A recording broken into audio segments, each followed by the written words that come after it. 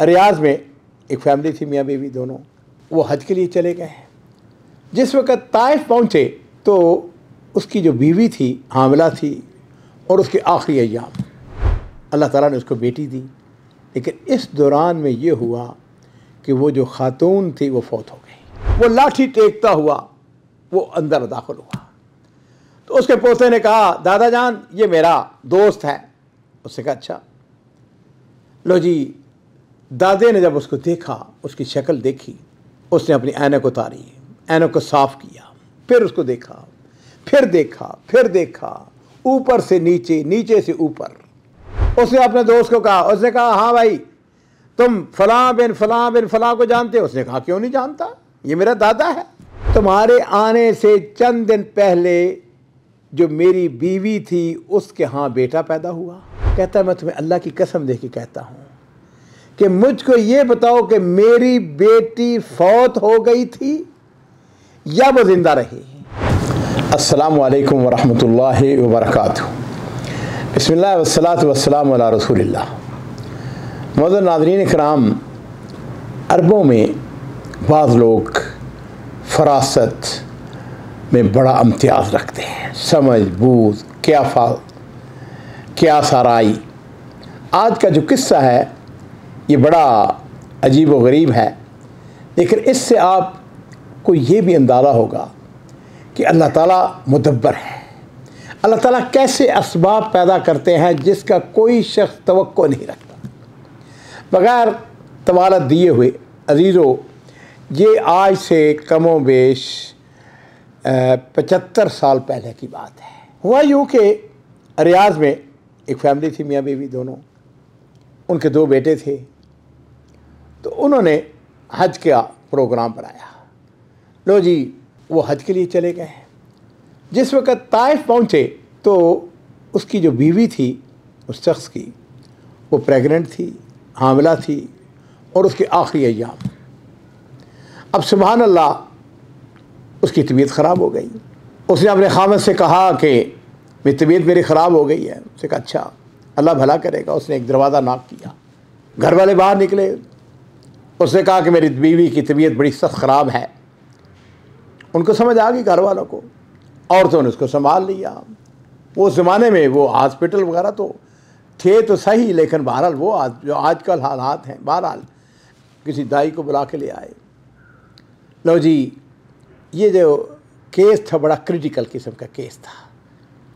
उस दाई ने अपनी पूरी, अल्लाह ताला ने उसको बेटी दी।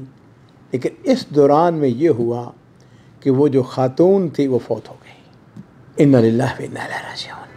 अब ये हज के लिए निकला, वो औरत जो है फौत हो गई, बच्ची छोटी, बड़ा परेशान। जो घर का मालिक था या खामद था उसका, उसने कहा देखो बात सुनो भाई, परेशान होने की बात नहीं है। अगले दिन उस औरत को तो दफन कर दिया गया वहीं पर ही। कहने लगा कि तुम ऐसा करो, आराम से जाके हज करो, तुम हज की नीयत से आए हो, ये बच्ची हमारे पास रहने दो, तो जब तुम हज करके वापस आओगे तो बच्ची को अपने साथ ले जाना। उसने कहा अल्लाह तुम्हारा भला करे, तुमने मेरी मुश्किल हल कर दी है, मैं हज की नीयत से आया था। खैर, लो जी, वो हज करने चला गया और बच्ची उन्होंने रख ली। हज पे उसको कुछ देर हो गई, को तकरीबन 20-22 दिन उसको लग गए वहाँ पर। आराम से उसने हज किया। उसके बाद वो जिस वक्त वो वापस आया तो उनके बैठक में दाखिल हुआ। वो जो साहिब खाना था उसने उसके लिए मामूल के मुताबिक उसके लिए गावा वगैरह लेके आया, बैठे, और उसके साथ उसको कहा कि अज़्ज़मल्लाह अजरकुम अन बिन्तिक। उसने कहा अपनी बेटी जो है ना तुम्हारी, वो फौत हो गई है।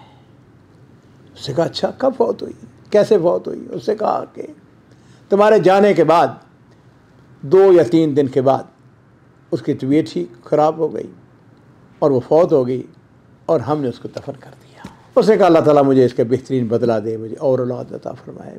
अब ना बीवी रही ना बेटी रही। ऐसे उसने कहा ऐसा करो कि मुझको अपनी मेरी बेटी के कब्र तक ले चलो।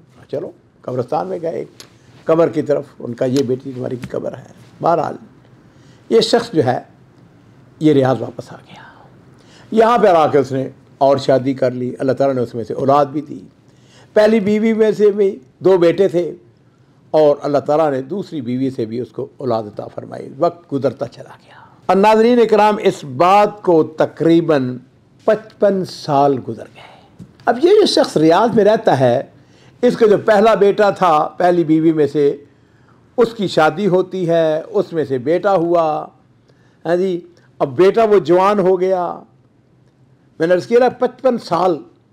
और ये जो बेटा है ये हर्सल वतनी नेशनल गार्ड के अंदर मुलाजम हो गया। अब उसकी ट्रेनिंग जो है वो हो रही है कहाँ पर? मंतका शर्किया के अंदर, दमाम के अंदर, अलखुबर के अंदर, वहाँ पर। उसके साथ एक लड़का आया, ताइफ से लड़का आया। अब ये दोनों जो हैं एक दूसरे के कमरे में, एक दूसरे के दोस्त, इकट्ठे रह रहे हैं, इकट्ठे खाते हैं, पीते हैं, मोहब्बत प्यार इंतहाई ज़्यादा। अब इकट्ठी ट्रेनिंग हो रही है।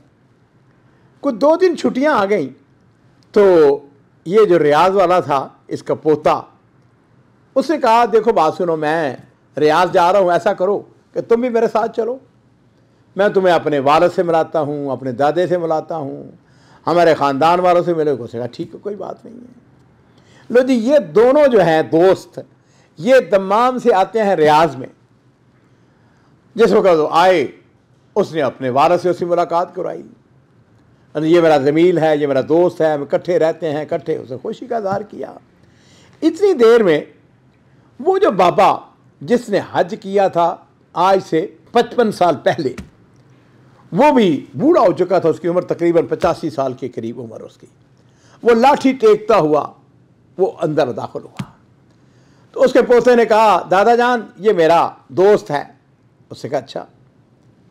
लो जी, दादे ने जब उसको देखा, उसकी शक्ल देखी, तो उसने पता क्या किया? उसने अपनी ऐनक उतारी, ऐनक को साफ किया, फिर उसको देखा, फिर देखा, फिर देखा, ऊपर से नीचे, नीचे से ऊपर, और उठ के अपने कमरे में चला गया। नाज़रीन इकराम, वो सोच रहा है, सोच रहा है। इस दौरान में उसका जो पोता है अपने दोस्त के साथ वापस चले गए। उसने अपने पोते को फ़ोन किया। उसने कहा ऐसा करो, वो जो तुम्हारा दोस्त तुम्हारे साथ आया है उससे पूछो फलां बिन फलां बिन फलां को तुम जानते हो? उसने कहा मैं अभी पूछ लेता हूँ। उसने अपने दोस्त को कहा, उसने कहा हाँ भाई तुम फलां बिन फलां को जानते हो? उसने कहा क्यों नहीं जानता, ये मेरा दादा है। उसने कहा अच्छा, अगर उसका दादा है तो ऐसा करो कि उसका टेलीफोन नंबर मुझे चाहिए। उसने टेलीफोन नंबर दे दिया। अब इस शख्स ने क्या किया, इस बाबे ने, इसने अपने बेटे को बुलाया। उसने कहा ऐसा करो गाड़ी निकालो चलें। उसने कहा अब्बा जी कहाँ जाना है? उसने कहा ताइफ जाना है। अब्बा जी उम्रा करने के लिए जाना है? उसने कहा नहीं, उम्रा करने के लिए नहीं जाना है, हमने ताइफ तक जाना है, चलो। अब वालिद का हुक्म था, गाड़ी में बैठे ताइफ चले गए। वहाँ जाकर उन्होंने टेलीफोन किया। हाँ भी फलां फलां का घर है? उसने कहा हाँ फलां का घर है। कहाँ है? हम रियाद से आए हैं, हम आपके घर आना चाहते हैं। उनका बिस्मिल्लाह आ जाओ। नाज़रीन इकराम, ये थोड़ी सी तलाश के बाद उनके घर पहुंच गए। घर में जब दाखिल हुए तो ये जो रियाज से बाबा आया था, उसने देखा वो शख्स, उसका तकरीबन हमसिन, उसकी उम्र मिलती जुलती, तकरीबन उसकी उम्र की तकरीबन कमो बेश कोई 85 साल की या 80 साल की थी। बहरहाल इस शख्स ने उसको कहा, बाबे ने कहा हाँ भाई तुमने मुझको पहचाना है? उसने कहा नहीं। उसने कहा तुम्हें याद होगा आज से 55 साल पहले की बात है, तुम्हारे पास रियाद से एक शख्स आया था हज करने के लिए, उसके साथ उसकी बीवी थी, उसकी बीवी फौत हो गई, उसके यहाँ बेटी पैदा हुई और वो बेटी तुम्हारे सुपुर्द करके हज करने के लिए चला गया। उसने कहा अच्छा तुम हो वो फिर खड़े हुआ, फिर उसने उसका मुआनका किया। अब ये जो रियाज वाला बाबा है उसे पूछता है, कहता है मैं तुम्हें अल्लाह की कसम दे के कहता हूँ कि मुझको ये बताओ कि मेरी बेटी फौत हो गई थी या वो जिंदा रही? फिर उसने कहा कि मुझको बताओ कि मेरी बेटी फौत हो गई थी, वाकई फौत हो गई थी, वाकई मेरी बेटी दुनिया से रुखसत हो गई थी। मैं तुम्हें अल्लाह की कसम दे के पूछता हूँ कि मेरी बेटी जिंदा है या फौत हो गई थी? अब उसके पास एतराफ़ के बगैर कुछ चारा नहीं था। उसने कहा तुम्हारी बेटी जिंदा है। उसने कहा मेरे साथ ये जुल्म तुमने क्यों किया? मेरी बेटी? उसने कहा कहाँ है वो मेरी बेटी? उसने कहा अंदर है, अब उसकी उम्र 55 साल हो चुकी है, शादीशुदा है, उसके बच्चे हैं। उसने कहा मुझे बताओ मेरे साथ जुल्म ये तुमने क्यों किया? ये तुमने मेरे साथ झूठ क्यों बोला? ये मुझे धोखा क्यों दिया? उसने कहा मैं तुम्हें बताता हूँ। हुआ यूँ कि जब तुम चले गए तो तुम्हारे आने से चंद दिन पहले जो मेरी बीवी थी उसके यहाँ बेटा पैदा हुआ और वो फौत हो गया। इस दौरान में तुम्हारी बीवी हमारे घर में आती है, उसके यहाँ बेटी पैदा हुई। वो बेटी मैंने अपनी बीवी के सुपुर्द की। चूंकि उसके यहाँ चंद दिन पहले बेटा पैदा हुआ था और फौत हो गया था, उसने बेटी को दूध पिलाना शुरू कर दिया। अब वो अपना उस बच्ची के साथ इस हद तक मोहब्बत करने लग गई कि वो उससे जुदा होना किसी सूरत में बर्दाश्त नहीं कर सकती थी। अब उस वक़्त उसने मुझे कहा देखो बात सुनो, जब वो हाई से वापस आए तो उसको बता दो कि तुम्हारी बेटी जो है फौत हो गई है। अगर वो असरार करे उसकी कब्र देखने का तो फिर ऐसा करना कि उसको मेरे बेटे की कब्र पे ले जाना, उसको कहना कि ये तुम्हारी बेटी की कब्र है। और इस तरीके से उसने कहा देखो बात सुनो, हमसे गलती हो गई है, हम मुजरम हैं तुम्हारे, ये मैं तुम्हारे सामने बैठा, जो चाहे मेरे साथ सलूक करो, मैं उसके लिए तैयार हूँ। उसने कहा ये बताओ मेरी बेटी कहाँ है इस वक्त? कहने लगा तुम्हारी बेटी अंदर है। उसने कहा मैं उससे मिलना चाहता हूँ। लो जी, ये जो उसका सुतेला बाप था, जो उसका रज़ाई बाप था, वो अंदर गया। उसने जाके अपनी बेटी से कहा, उसने कहा बेटी बात सुनो, मैं तुम्हें आज एक अजीब व गरीब बात बताना चाहता हूँ। उसने कहा क्या बात? उसकी बीवी फौत हो चुकी थी। उसने कहा कि बात यह है कि वो जो तुम्हारी माँ फौत हो गई है वो तुम्हारी हकीकी माँ नहीं थी, मैं तुम्हारा हकीकी बाप नहीं था। तुम्हारा जो असल बाप है वो बैठक में बाहर बैठा हुआ है मजलिस के अंदर।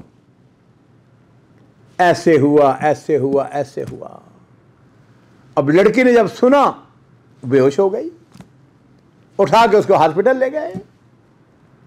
जो उसका हकीकी बाप है वो उसके ऊपर कुरान पढ़ पढ़ के, सूरह फातिहा पढ़ पढ़ के उसके ऊपर उसको दम कर रहा है, उसको यानी होश में लाने की कोशिश करता है। 3-4 दिन गुजर गए।